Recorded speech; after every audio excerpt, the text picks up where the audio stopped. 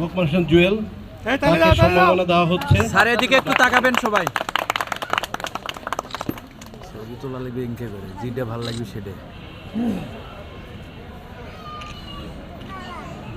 এবার তোমার অভিব্যক্তি আমাদেরকে একটু শোনাও। কি করেন?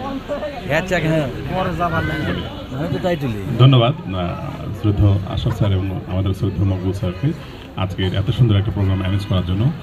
আর আসলে আমি বরাবরই কৃতজ্ঞ। আমি আসলে নিজেকে মনে করি হচ্ছে ডক্টরস ক্লিনিকের প্রোডাক্ট বা ডক্টরস ক্লিনিকের সন্তান। আমি এই ডক্টরস ক্লিনিকের ডিউটি ডক্টর ছিলাম।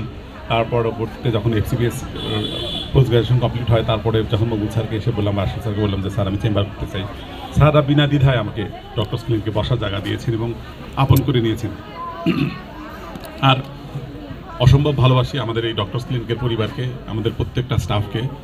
আর চাওয়া যে আমাদের প্রতিষ্ঠান আরও ভবিষ্যতে আরও উন্নত করবে।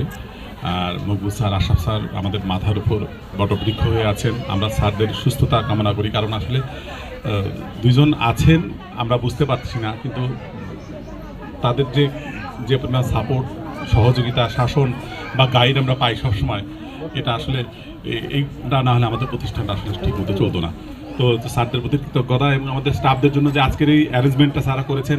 আমরা চাই প্রতি বছর দূরে কোথাও না হলেও স্যার আমরা এখানেই করতে চাই আমাদের স্টাফদের জন্য স্যার এ ধরনের পিকনিকের অ্যারেঞ্জমেন্ট স্যার আমাদের সবার সহযোগিতা থাকবে।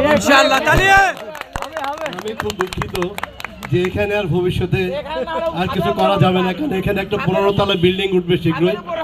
আগামী 1-2 মাসে দোয়া করবে যেন আমরা এই কাজটা শুরু করতে পারি। ধন্যবাদ। ধন্যবাদ স্যার।